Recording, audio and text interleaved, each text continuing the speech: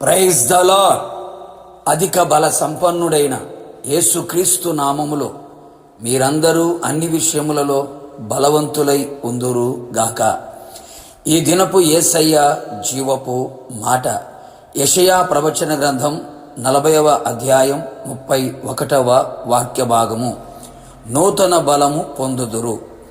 ఆత్మ కొరకు కనిపెట్టి ప్రార్థించి ఆత్మాభిషేకమును పొందుకొని ఆత్మచేత నడిపించబడుచు ఆత్మవశములో ఆత్మ స్వాధీనములో నిలిచి ఆత్మ నియమమును పాటించుచు ఆత్మలో వర్ధిల్లుచు ఆత్మ సంబంధులుగా కొనసాగుచున్న ఆత్మీయులారా, ఆత్మ సంబంధులలో ప్రభు రాకడ వరకు మనం ఆత్మలో బలవంతులై ఉండవలెను. ఏ విషయములో కూడా బలహీనులుగా కనపడకూడదు అని గ్రహించిన వారమై బలవంతులమై ఉందుము. యెహోవా కొరకు ఎదురు చూచువారు నూతన బలము పొందుదురు అని వ్రాయబడి ఉన్నది కదా. ఆయన సన్నిధిలో ఎల్లప్పుడూ సహనముతో ఓపికతో ఆయన కొరకు ఆయన బలము కొరకు కనిపెట్టుకొనుచు యేసయ్య సన్నిధిలో నిలిచి ఉందుము.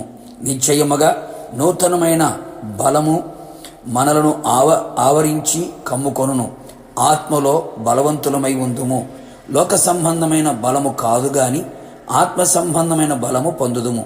పరిశుద్ధాత్మ మీ మీదికి వచ్చినప్పుడు మీరు శక్తి నొందెదరు అని పునరుత్థానుడైన క్రీస్తు చెప్పిన కదా. అవును నా దేవుని ప్రియులారా, మనము కూడా పరిశుద్ధాత్మ కొరకు కనిపెట్టి ప్రార్థించదము. మారు మనసు పొంది పాపక్షమాపణ నిమిత్తమై బాప్తీసం పొంది ఆయన సన్నిధిలో ప్రార్థించుచు సంఘంలో నిలిచి ఉందము. ఆయన అడుగువారికి, ఆయన గద్దింపుకు లోబడు వారికి, ఆయన యందు విశ్వాసముంచు వారికి ఆత్మ నిశ్చయముగా అనుగ్రహింపబడును. గనుక ఆత్మ వలన నూతన బలము పొందుచు మన పితరులు ఆత్మ బలము చేత ఎన్నో గొప్ప కార్యములు జరిగించిరి. శత్రువుల మీద జయమును పొందిరి. మృగముల మీద జయము కలిగి కట్లు తెగిపోయిన వారిగా సాహస కార్యములు జరిగించిరి. ఈ కడవరి దినములలో సంఘములలో, కుటుంబములలో, వ్యక్తిగత జీవితములో పరిశుద్ధాత్మ బలము అవసరమై ఉన్నది. తాను అభిషేకించిన వానికి ఆయన అధిక బలము దయచేయును కదా. ఈ నూతన బలము చేత పక్షిరాజు వలె రెక్కలు చాపి పైకి ఎగురుదుము. అవును ప్రియులారా, నూతన బలము చేత భూ సంబంధమైన వాటికి, వాటి ఆకర్షణకు దూరమై ఆత్మ సంబంధమైన వాటి యందు మనసు నిలుపుదుము. పైనున్న వాటినే వెతుకుదుము. పరలోక పౌరసత్వము అనుభవించదము. ప్రభు రాకడలో మేఘముల మీద కొనిపోబడదుము. నూతన బలము చేత అలయక పరిగెత్తదము. నిజమే ప్రియులారా, ఈ లోక ప్రయాణములలో పరిగెత్తువారు అలసిపోదురు కదా. కానీ ఆత్మీయంగా పరిగెత్తువాడు ఎన్నటికీ ఎప్పటికీ అలసిపోడు.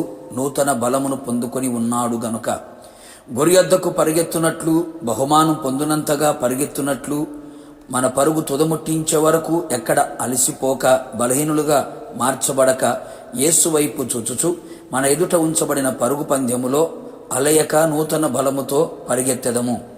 సమస్యలక నడిచెదము. లోకము నడుచువాడు సమస్యలను, నూతన బలము పొందిన మనము సమస్యలక ఆయన అడుగు జాడల్లో నడిచెదము.